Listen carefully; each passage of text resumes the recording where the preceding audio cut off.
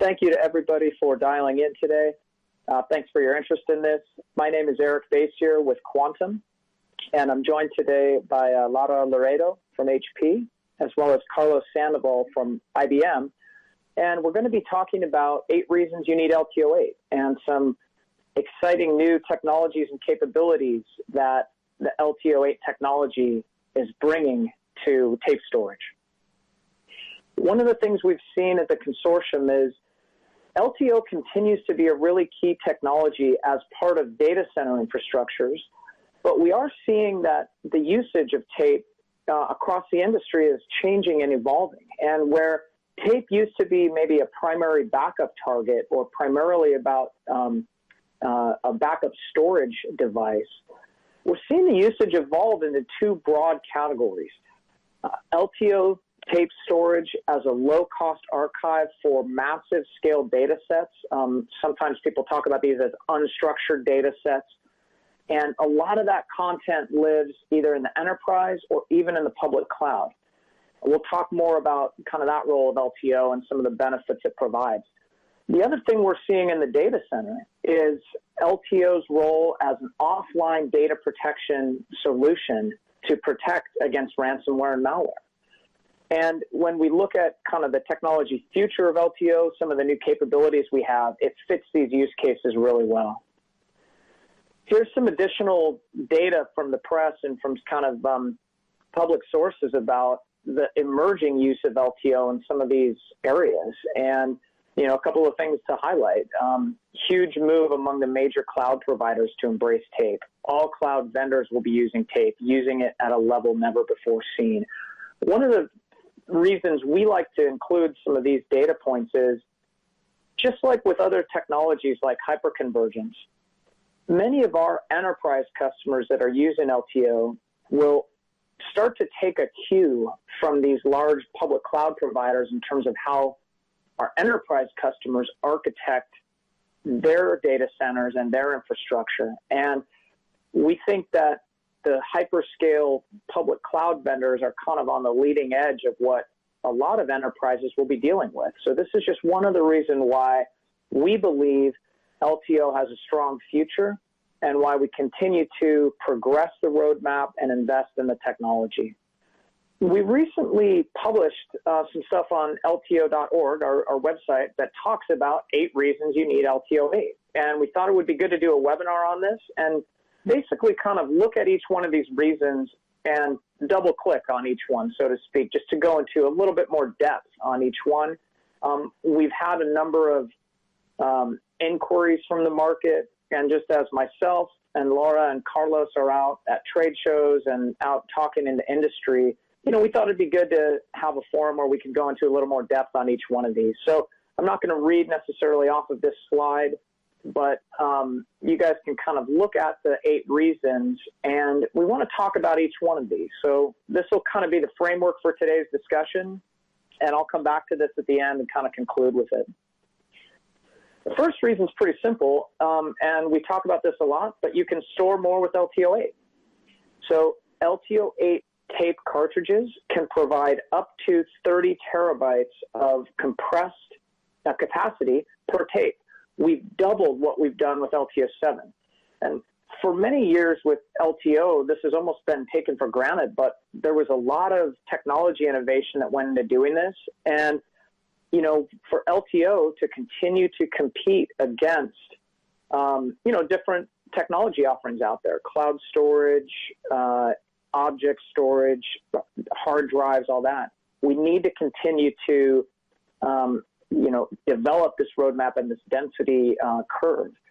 So this was a huge advance, and I think it really gives our customers a great value in terms of the value of LTO8, even relative to LTO7. We'll talk about the roadmap at the end and how we expect to kind of continue to progress this trend. The second thing, and this is also a new capability of LTO8 technology that's had a lot of interest from the market, and this is LTO7 Type M Media.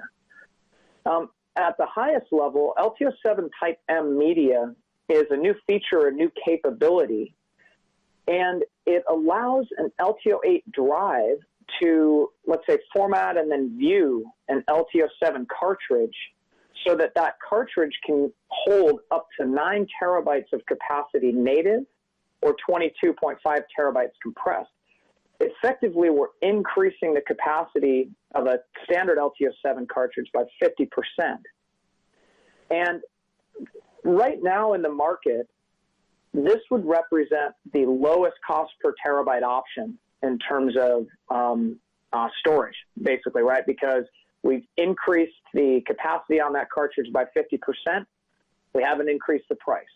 So we're seeing a lot of interest in this, and I think a general blueprint or profile that a lot of customers are looking at is they're investing in new tape libraries or new tape drives, LTO8 tape drives, and looking to use this LTO7 type M media. So we want to talk about this a little bit more. Some of the images that you see are actually from a video that the consortium just created to talk about LTO7, and we can explain, you can find that through the LTO website. So let's talk about LTO7 type M media a little bit more. How can it be used? How can it be purchased? Stuff like that. So you can actually purchase LTO7 type M media pre-initialized, or when it's purchased, you can add an M8 barcode, and then the tape library that's inserted in will recognize that as LTO7 type M media. One caveat to be aware of is once a LTO7 tape has been initialized as a type M, it is a one-time operation. It can't be reversed. The other question we get a lot is, can I take an existing LTO7 tape and kind of reformat it as a type M? And the answer to that is no. This has to be a brand new LTO7 tape to get this capability. Last but not least, kind of some other things around type M media. It can be written and read in an LTO8 drive. Just like the other, just like any other type of media, the tapes are interchangeable between vendors, so we take advantage of that interoperability capability that kind of makes LTO open. And LTO7 type M does support the features compression, encryption, and LTFS. One caveat, or two caveats really, as you're thinking about this, is LTO7 type M media does not support the worm feature. We'll talk about that a little bit later in this webinar. And they're not compatible with LTO7 drives. Okay, so only LTO8 drives are able to read it, and but otherwise, you've got all the other great features of LTO. The third reason, and this is a really important one, LTO remains the lowest cost storage that's available. And the chart we're showing here is actually from an updated economic validation study and summary that ESG, or Enterprise Strategy Group, just did on behalf of the LTO consortium. And what this analysis looked at was the 10-year total cost of ownership associated with storing a certain amount of storage. It was a pretty large amount of storage. And you can kind of see ESG did this study compared to, okay, if a user stored all of that content, all of that data on disk over 10 years, what is the total cost of ownership? It's, $15 million. If they stored it on cloud, it's a little more than $6 million. And if they stored that on mostly LTO8 with a little bit of kind of disk and stuff in there to be able to provide more of like a NAS-based interface to tape, it was only about $2 million. So it's a huge savings versus all disk, huge savings versus cloud. And I think this is, just another proof point of how LTO remains the lowest cost storage. By the way, this economic validation study is available on LTO.org if you'd like to read, the whole report. And I think it's really good if you're looking at making some purchasing decisions. Another example of how LTO remains the lowest cost storage is through the calculator that is also on LTO.org. This is a really cool resource, and you can see the URL there at the bottom of this slide, where we've made it very easy. If you're looking at this decision about, hey, I have a certain amount of data to store, I'm looking at LTO, maybe with LTFS, I'm looking at an object store, I'm looking at different cloud services, either from Amazon, Oracle, or Google. this is very easy where just in a few fields you can enter in, how much capacity you have, your data growth, the length of time, and the time horizon you want to look at. And you can even enter an assumption for how much data you plan to retrieve each month. And we take that input, we calculate it out, and we compare a 10-year TCO for you. And we include some of the basis in the assumptions. So you're able to print this out. You might be able to use this as the basis for a discussion with some of your team and some management and all that. I want to know, one question I get in these comparisons a lot, especially when we think about tape versus cloud storage, is, how to, I often get the feedback that, well, Glacier's so cheap, it's, way less than a penny a gig a month. That's cheaper than LTO. And one of the reasons we wanted to specifically put this kind of data retrieval per month assumption into this is one advantage of LTO is if you invest in it and if you need to retrieve data off of LTO, well, it's free. And in fact, the SLA of that, it might only be minutes to retrieve content off of LTO from a tape library. For all of the cloud storage services that are out there, it is very cheap to store data in the cloud. It's very expensive to retrieve that data out of their cloud storage services. That's kind of how their business model works. And so I do think it's something that it's an important assumption when we're looking at a TCO over some period of time. And again, we built that in. So LTO is the lowest cost storage. We've got some validation from ESG on that. We've got our own TCO calculator tool if you guys want to use that. And again, I think this is something that is a fundamental attribute of LTO that we need to maintain in the market. So we've talked about LTO as kind of this low cost archive storage, but there's this other macro trend in terms of more data protection that is driving a resurged interest in LTO. I see this talking to our customers, and I know that when we're out on trade shows, this is a very common thing. And this is about LTO's property as an offline storage medium to protect against ransomware. You can see some of the statistics of ransomware over the last couple of years. Huge increase in the number of attacks. It's a multi-billion-dollar business, and I thought this one was interesting. This was from a recent article. 31% of organizations have experienced a cyber attack. The really interesting thing about this is LTO by nature is an offline or air-gapped storage medium, and that makes it the most effective protection against ransomware. So if you look at this picture, when you think about LTO tapes being stored in a tape library, this could be from HPE, from IBM, or from Quantum, there is literally a physical air gap between the tape that's stored in the library, i.e. the data, and the network-connected device, i.e. in this case the tape drive. And because of that air gap, malware, viruses, things like that, can't jump that air gap, so to speak, right?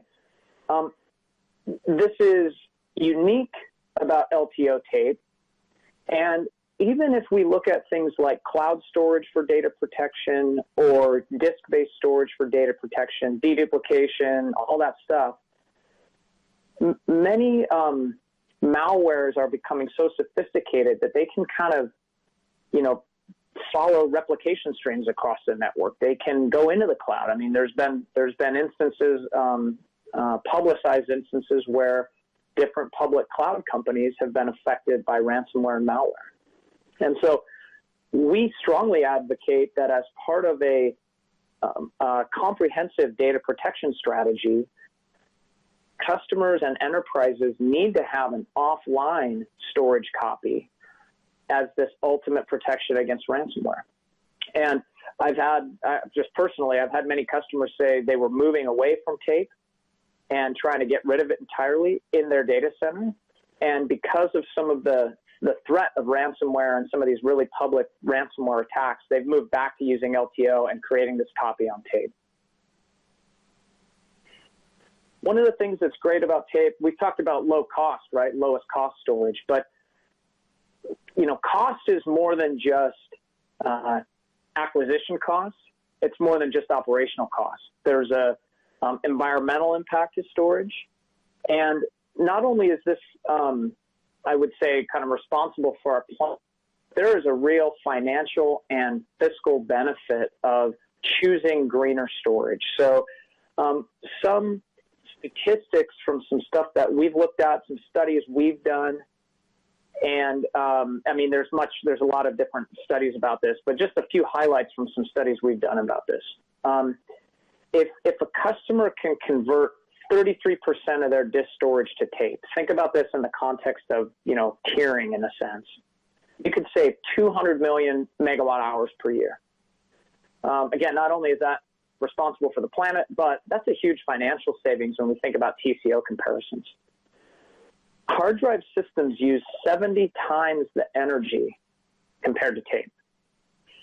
And in terms of the CO2 that tape produces over time, it's basically zero because tape is largely inert. So I would just say, whether you think about this from the standpoint of, you know, just having a less of an impact on our planet, or if you think about this from a pure dollar standpoint, tape is green storage, and this has a really big effect.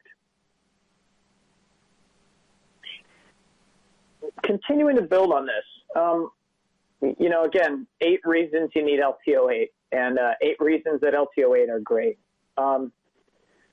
This one is really about security, and it plays a little bit with, you know, it plays a bit with the threat of ransomware and all that. But these are capabilities that we've built into LTO for a long time. Many enterprise customers continue to use LTO tape because of compliance reasons. And 2 features that we always have to highlight that I think really differentiate LTO in many ways are worm and the way that LTO enables encryption or it facilitates encryption. So in terms of worm, obviously it stands for write once, read many. And when a tape is set up this way, when customers take advantage of this capability, we actually will store data in a non-rewritable format. So it protects the data from being overwritten.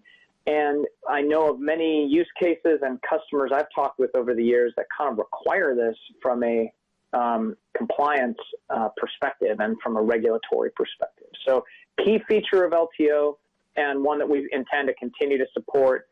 And of course, with military-grade hardware-based encryption, we introduced this with, I think it was with LTO5. It was with LTO5 or 6 where we introduced this. Really cool the way this is implemented, because we use an AES 256-bit encryption algorithm, right? Basically military-grade. And the encryption itself is performed by the tape drive. It's performed in hardware, and it's performed basically in line with writing the data. So there's no performance impact, and there's also no impact to compression and all that, because the encryption happens after that.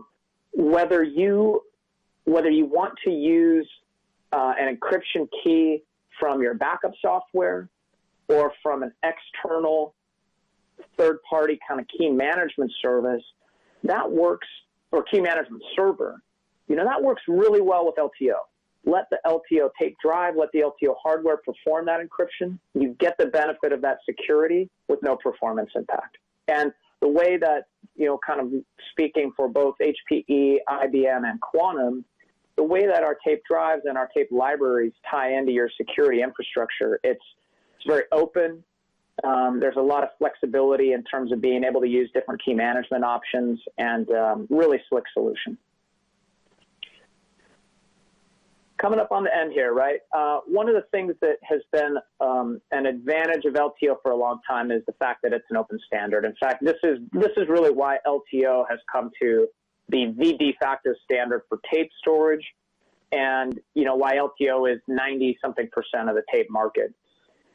We've got a really good ecosystem of partners here, and a really good ecosystem of vendors in the industry that maintain this as an open standard, and means that you as a user, not only do you get that kind of assurance and that flexibility of choice, but you get the benefits of this kind of open competition that's going to help drive down prices over time.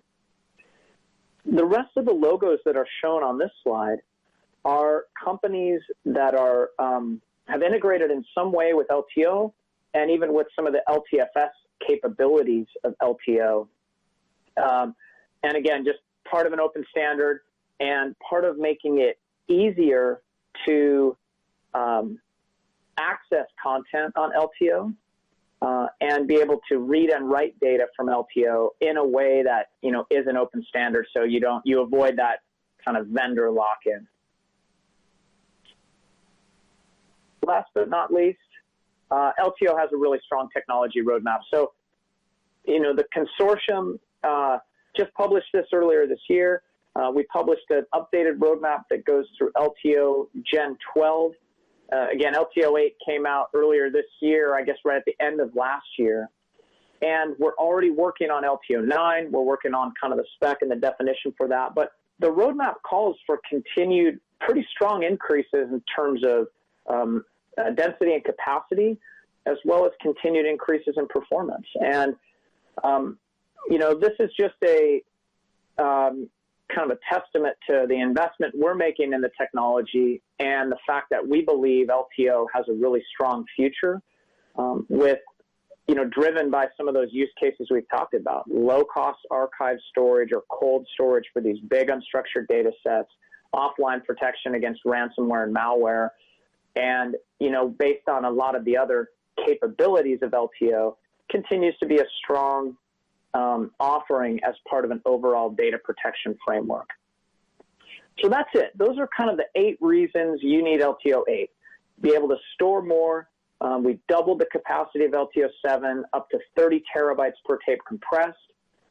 We've got this new feature or capability with Type M Media that effectively reduces the dollars per terabyte by 50%. It's one of the reasons that LTO remains the lowest cost storage, and we're going to continue to innovate and develop there. We provide that offline protection against ransomware just due to the nature of and the attributes of LTO. LTO is green storage. We talked about the real savings there, both kind of economically and from a just environmental consciousness perspective. Related to security, related to enabling compliance, LTO has really unique differentiated features like worm, AES 256-bit encryption. It's an open standard, and we've got a strong technology roadmap so that as you're looking at investing in different technologies, you can make that decision on LTO. So with that, thank you very much. We do have some questions that have come in on chat, and so let's take a minute just to look through that really quickly. And for sure, those that are out there, if you do have more questions, please submit those on the questions line, and we will do our best to get those answered. So let's check this real quick. So first question is, maybe Carlos, if it's okay, this one might be one I could tee up for you. The question has to do with, how do we see LTO kind of addressing this? I guess I would say the question is a little bit about data amounts growing each year and kind of this massive, I think in particular, unstructured data growth. How does the LTO program plan to address the needs of the industry there? Sure, Eric. Thank you. Well, as you mentioned, the LTO program has been historically committed with the increased storage demands driven by the highly growing digital content that is generated by consumers every day. So how the LTO program addresses all that industry needs, well, besides all the benefits that you have described today in general, the LTO program has renewed this technology roadmap recently by end of last year, and we have detailed the specifications of the 12th generation of the technology. And as you have mentioned, extending now the capacity to 192 terabytes native and 480 terabytes compressed. It's basically 32 times the capacity of the Generation 7 cartridge. Yeah, I mean, and yeah, I think that's great. I think kind of like we talked about, we know that LTO, we need to continue to derive that kind of density and capacity roadmap forward because, you know, hard drives are doing it and flash is doing it and otherwise. One other, actually, Carlos, while we're on this, one other thing that I know you've looked at a little bit, but do you want to maybe talk a little bit more about just kind of industries that you see benefiting most from LTO technology? You know, is this kind of geared toward a specific organization? Getting a couple questions out there from some people in specific industries. Sure. As most people know, LTO technology is very suitable for organizations that experience a continuous data growth, and they have the need to preserve a large amount of content in a secure, reliable, and economic medium. And in many cases, they also have the need of transporting those contents in an easy way. So LTO is very well suited for that. And well, due to the amount of data that is being demanded, some industries where we have seen significant growth moving to LTO technology in recent years. And this is in addition to the traditional IT industry, such as the backup, archive, and disaster recovery use cases. Now it's been increased with the continuous cyber attacks. Besides all that, well, we have seen the media entertainment, including digital photography, with a lot of growth. We have seen growth on digital video surveillance, healthcare with the digital imaging, and also some other industries such as high-performance computing, hyperscale cloud environments, IoT, oil and gas, and even seismic research.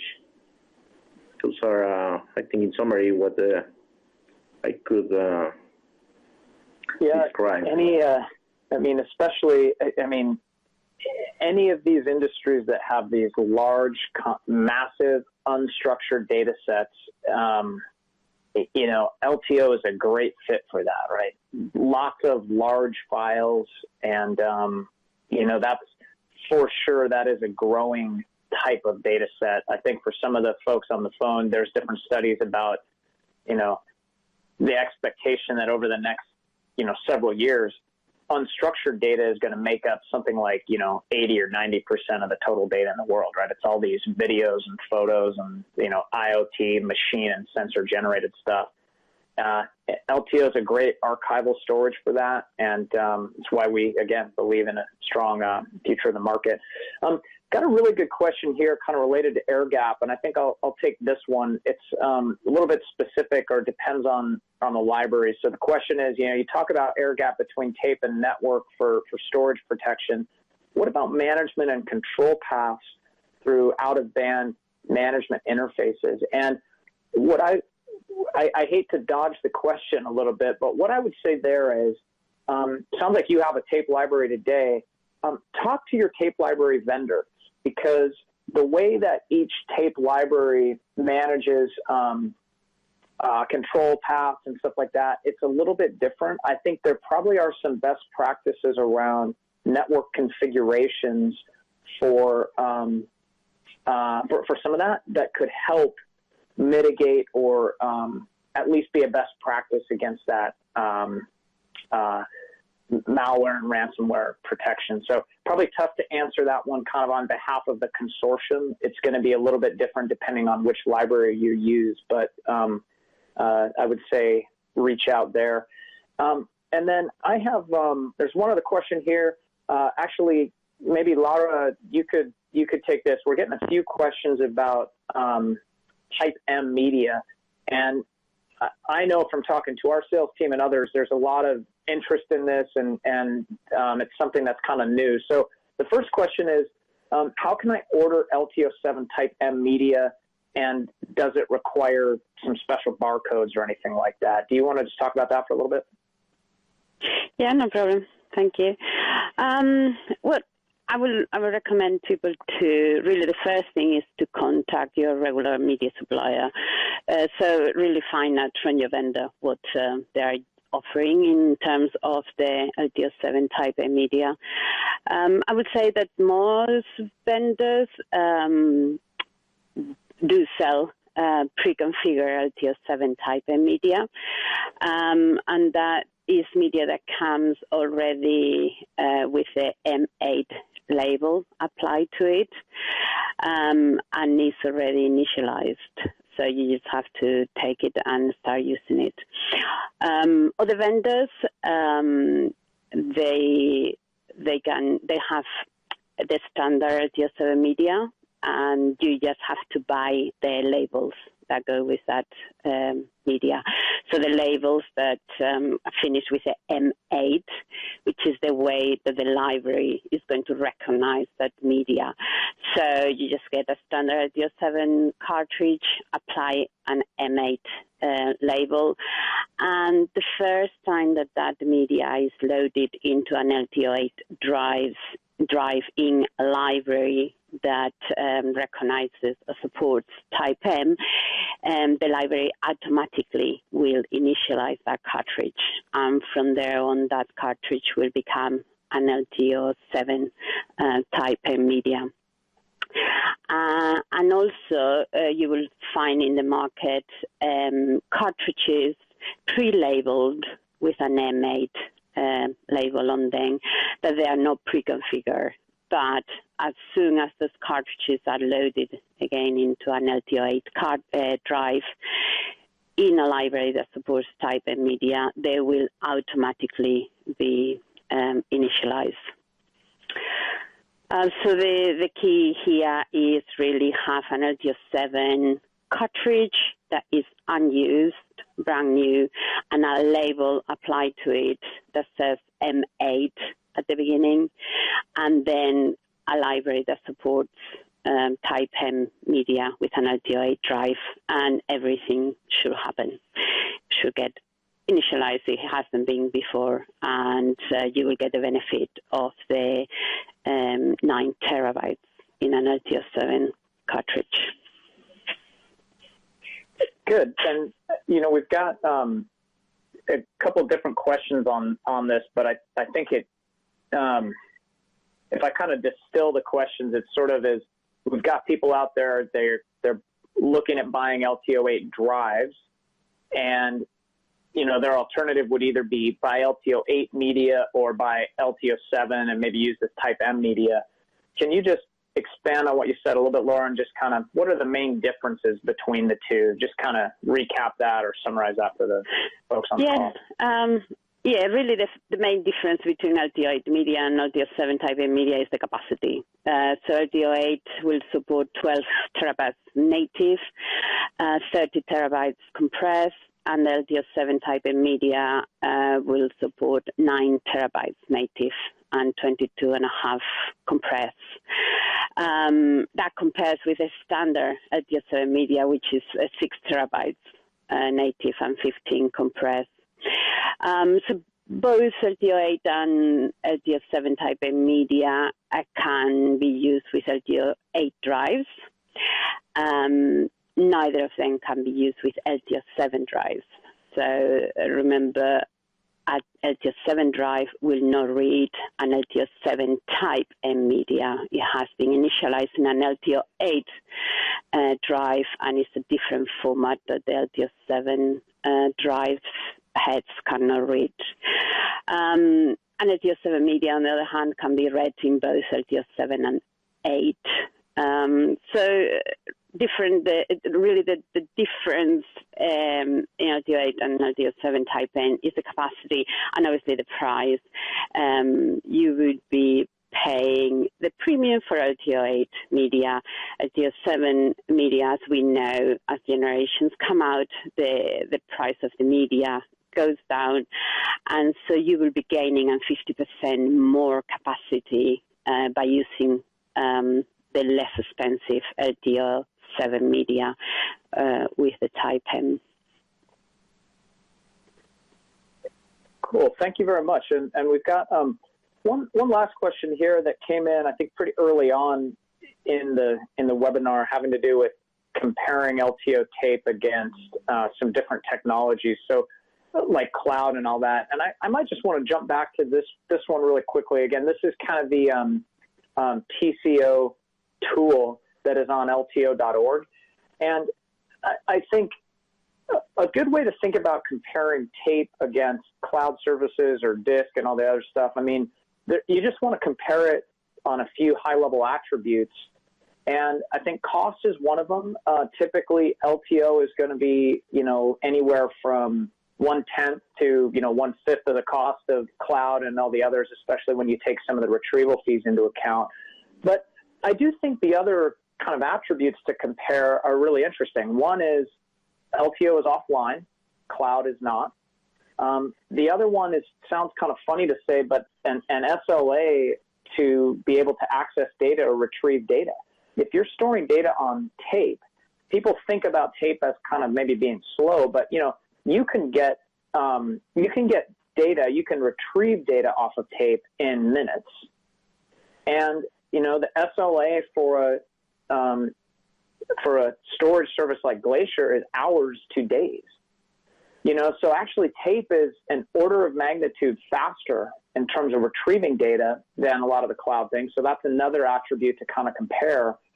And then, I think those are the types of things to look at. Security would be another one that's interesting. With LTO, you can take advantage of that AES 256-bit encryption.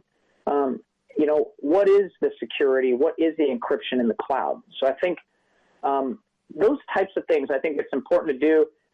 Happy to talk with anybody more about that, either through any one of the companies that's part of the consortium or, through LTO.org. So thank you guys very much. Thank you, everybody, for staying on. That is all the questions we have. Hold on. I'm sorry. We got one more question that came in here. Let me take a look here.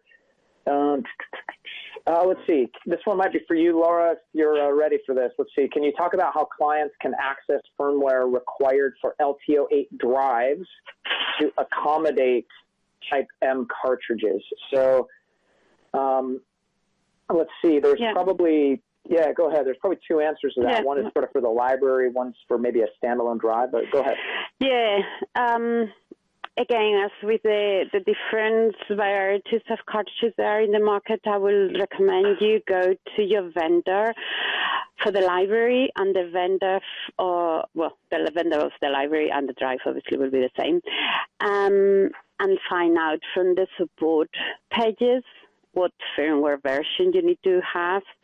I would expect that most vendors have shipped this from the very beginning or just very beginning of the release of the technology. So most likely you will have that enabled. But to make sure, you should go to your vendor's website, probably support pages, I would think, and trying to get the instructions on what is the firmware that you need to have in order to have the functionality. If in the case that you don't have that firmware, then there will be firmware upgrades available on these support pages with instructions as to how to download it. It will work different for different vendors, so you really have to go to your library vendor to check it. Good, thank you. Go ahead. Sorry, Eric, I was going to say there is also a question about optical there that either Carlos or myself can answer if you want to go ahead and read it. Oh, yeah. Sorry, I might have missed that one.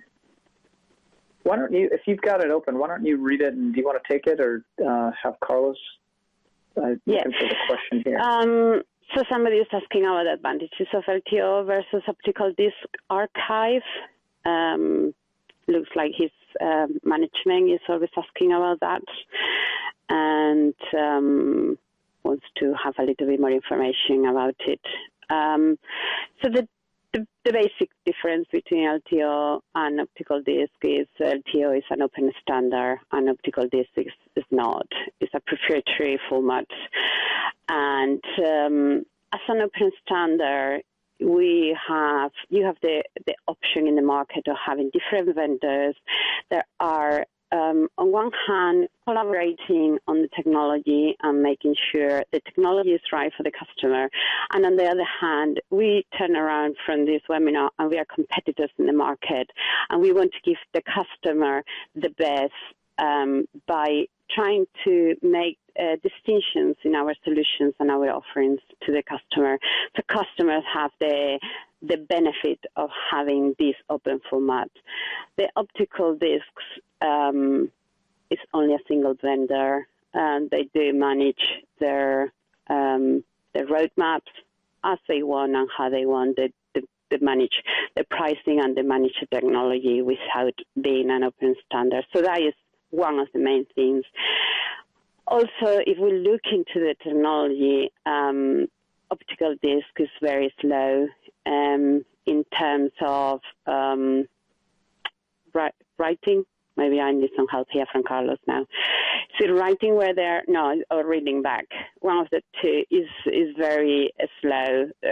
So when you compare optical with LTO, on those transfer rates, you see the disadvantages of the optical.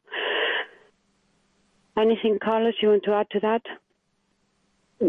Yes, Laura, and yeah, you hit two very good points. Especially on tape, as you know, transfer rates, once we hit the first byte of data, it's even faster than hard drives. So it will be, tape will have a better transfer rate than optical, definitely. Other thing I would add is cost, as Eric has mentioned. Tape has the lowest cost in the market in terms of amount of data stored in a medium. There are also benefits in terms of scalability. Tape has better density than what can be achieved on optical. They got physical limitations there, and also better reliability in terms of bit error rate. They have we got a better grade in terms of reliability of the data stored on tape. Basically, and actually we got a discussion recently with an analyst about those two technologies. Basically, the optical technology was originally designed for the consumer market, and that's why those limitations were coming from, basically. And of course, they have been trying to be adapted to a large enterprise, but there are still some limitations arising when compared to tape. Lots of good stuff. Thank you, Lara, and thank you, Carlos. Apologies, I missed that question. Lots of good stuff there, and make sure we save some of that material because our next webinar might be 9 reasons you need LTO9. So we'll talk more about reliability and some of the other stuff. Thank you for the audience. Thank you for sticking around. Obviously, we like to kind of share this type of information with the market, but we want to hear from you. So go to LTO.org, go to contact us, tell us what you thought. Give us feedback. What else do you want to hear about from the LTO consortium? And we'll try to make a point to, get those communications out in the market.